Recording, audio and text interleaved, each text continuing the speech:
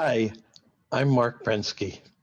I'm going to talk to you for the next few minutes about some ideas and perspectives on education and the future of work that may be different from yours. If you're interested, I hope you will contact me at the address shown here. Let me begin talking about education. Education was the incredibly fruitful journey for people in the 20th century. It worked around the world for many, many people, including probably all of us, and it was something that people wanted to continue and pass on to their children. But I think its time is now over. And I think that empowerment is going to be the fruitful journey of the 21st century, coming through real world accomplishment with positive impact on the world. Now, already today, in many places, and soon coming to all places in the world, our young people have enormous new capabilities that starts at very, very early ages, as most parents realize.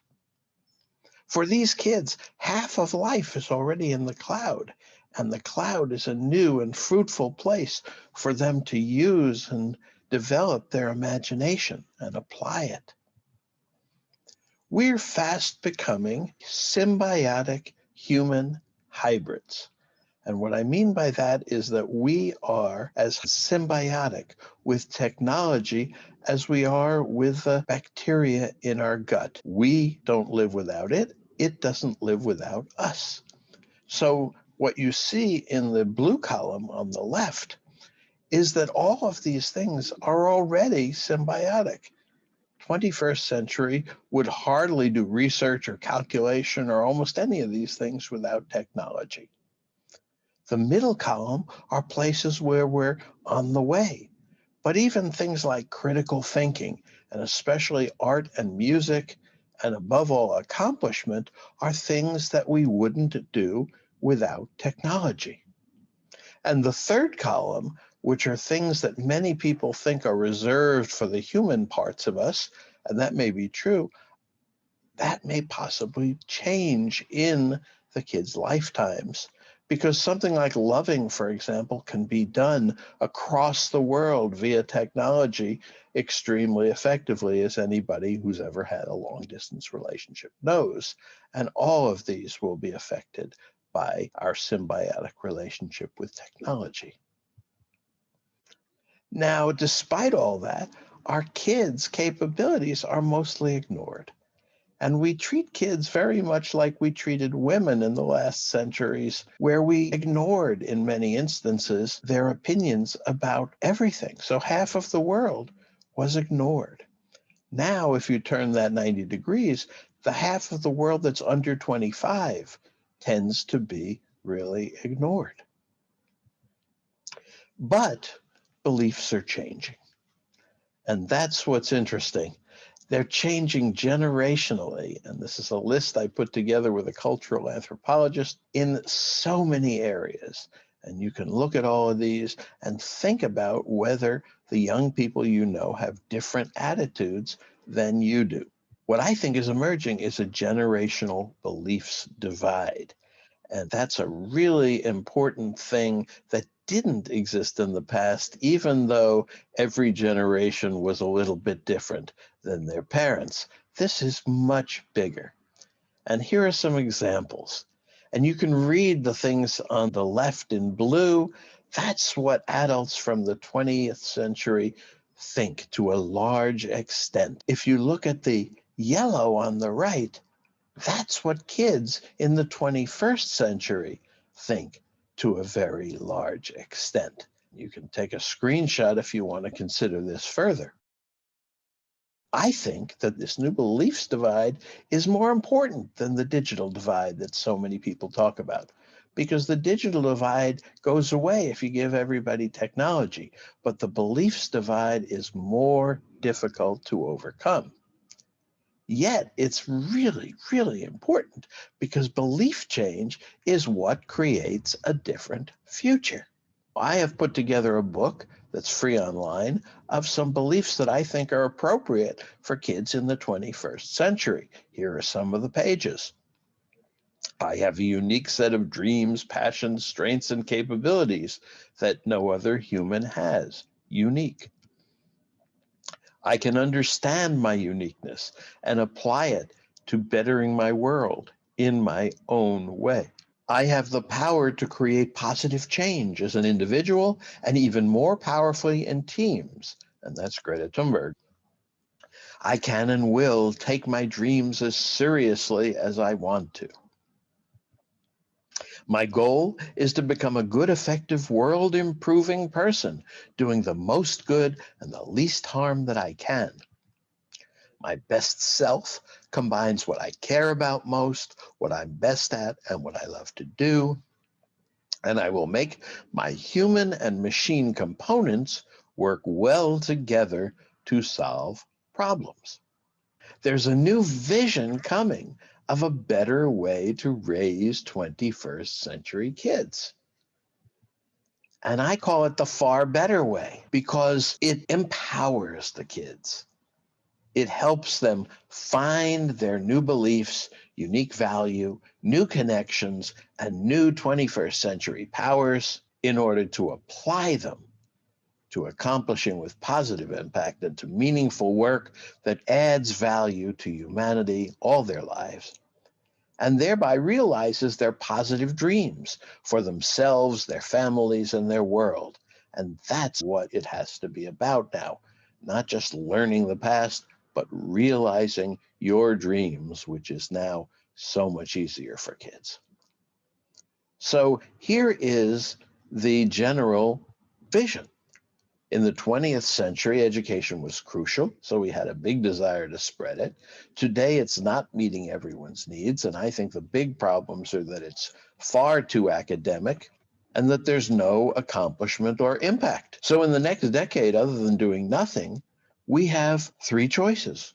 We can reform it, enhance it, or offer an alternative. Reforming it is what everybody is trying to do around the world with lots of energy and lots of goodwill and lots of money in many cases. People are talking about the future of learning. They're talking about the education of the future. But there are too many barriers. People still want it for their kids. Adults believe in its power to help. We all know what it is. Don't experiment. Doesn't care. We have huge infrastructure, PISA, self-protective, no consensus, and the change pressure is only for icing, incremental changes. So the goal is no longer universal education, it's universal empowerment. How do we do that? Well, we start with the kids. There's lots of talk about child-centered education, but it isn't really. It's really how can we give them our curriculum in the best way? We start with a kid, with each person, what dreams they have, what problems they care about. The goal is to help them realize their dreams and fix the problems they see. The process is real-world projects and accomplishments over and over and over again, starting at the very beginning, supported by people and teams and empowering beliefs, self-understanding, and what I call diamond skills, and the symbiosis with technology. What are diamond skills? Diamond skills are the transferable capabilities that people have developed over millennia. There are really only two kinds of skills: task-specific skills and what I call diamond skills. And I put them into four categories: effective thinking, effective action, effective relationships, and effective accomplishment. Nobody will have all these skills. All of them take a lifetime to fully develop. Everybody will have a unique combination. And that's what makes people unique. And that's why teams need groups of people in order to function effectively. All education does, as I said, is keeps adding more icing, incremental changes to the old stale cake. But there is some change within the education system. If you look around, you'll find teachers and administrators who are going from what was important in the 20th century to what will be important in the 21st century. So we have a better way. We call it empowerment hubs. That may not be the final name, but it's very different from academic schools. All of these things, academic schools are a 20th century vision. They're mostly classes. They focus on academic work and learning progress and individual work and technology as a tool, mastery certification. They may potentially empower somebody, but that's not what we need. We need the 21st century vision. Focus on accomplishment and impact. 80% projects. Measure the impact. Focus on the teams. Make technology a symbiotic part and continuously accomplish in the real world now so we get actual applied empowerment. Now, many people worry about the AI and the automation that's coming in the 21st century, but despite all of that, no matter how much we get, we will never run out of dreams to realize, problems to fix, people who need help, and people who want to help make things better. The problem is that education doesn't address any of these, but empowerment addresses all of them. It prepares kids for the mid to late 21st century when they're going to live, which education doesn't do. Education really prepares kids for the old 20th century. My kid is getting roughly the same education I did. If we really want to prepare the 2 to 3 billion kids in the world for their 21st century lives, we will start creating these empowerment hubs, not necessarily to replace every school, but certainly side by side as an alternative for 21st century kids, and we'll start doing it right now. To help, we have formed the Global Ministry of Empowerment, Accomplishment, and Impact. These ministries don't exist in any countries. They have ministries of education, but not ministries of empowerment, accomplishment, and impact that support empowerment hubs. And we do it worldwide. So if you want to start or build or join an empowerment hub, we'll help you with design, connecting, idea sharing, finding resources.